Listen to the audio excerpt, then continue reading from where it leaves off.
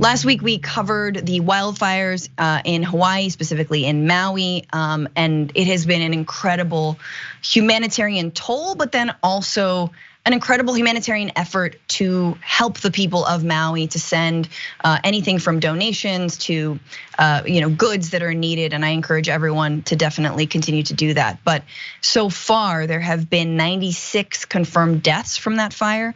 Officials said on Sunday night. There's still people unaccounted for, as search teams with cadaver dogs look for remains in decimated neighborhoods.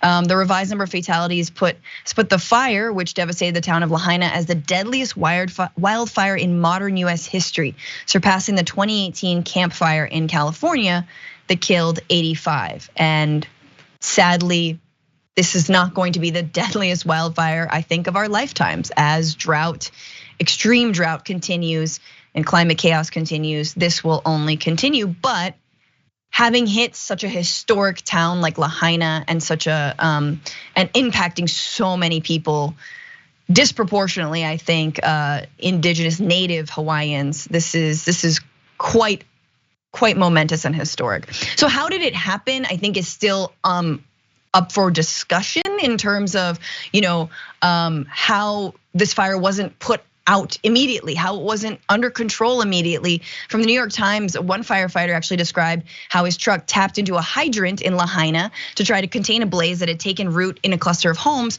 only to find water pressure so weak that the fire promptly jumped beyond their efforts to contain it. Another firefighter who arrived on the scene after the fire was already raging said he encountered a scene of chaos and soon was told that there was no water to put the fires out. There was other factors too. Apparently there weren't evacuation orders in time or a sirens set up to warn of said emergencies. Those didn't actually go off. Clearly there was not a plan in order for the town of Lahaina to actually evacuate. And I think it is very telling given how much money goes to certain portions of Maui versus not. And yes, Lahaina, if you know of it, it is a massive tourist location, but often run not by big hotels or big chains or like your Carnival cruises, but by like Hawaiians, by Mauians, people who live there. So in some ways, I think it probably there was a massive divestment from that area. I wanted to turn though to people taking action. Rayy, Jeff Bezos. Jeff Bezos truly is digging deep into his pockets. His wife tweeted or to put out, I guess, because it says Jeff and I, but it's Jeff Bezos' account. Jeff and I are heartbroken by what's happening in Maui. We're thinking of all the families that have lost so much and a community that has been left devastated. The immediate needs are so important, so is long-term building, blah, blah, blah, blah. Jeff and I are creating a Maui fund and dedicating $100 million to help Maui get back on its feet now and over the coming years as the continuing needs reveal themselves. So Jeff Bezos is helping with $100 million. Now, some people will initially get mad at me and be like, what do you mean? That sounds like a lot of money. Rayy, I don't know the stats particularly, but if someone, I'm sure chat can weigh in and everyone watching can weigh in.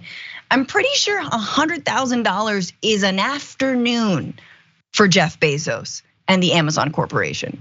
Right, relative to the amount of wealth he has, it's a tiny fraction for him. I mean, comparatively to what we're able to donate compared to, our limited income, it's really something negligible. Not that it's not gonna probably immensely help the efforts of the people there. I'm not trying to undermine that, but what I will say is that the people of Hawaii, the native people of Hawaii have been trying to raise the alarm for a long time now about, they've been really trying to call on people to stop vacationing, stop coming to Hawaii. They've been protesting against the military bases we have that are polluting the waters in Hawaii. And of course, we don't know the precise reason that these wildfires began.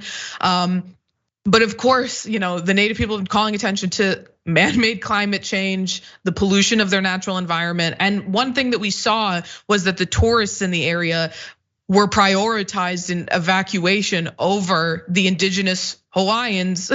So, I mean, we can literally just see, the stark colonialism of this, beautiful place, and the prioritization of tourists over the native people, and the native people are the ones who are going to continue to suffer.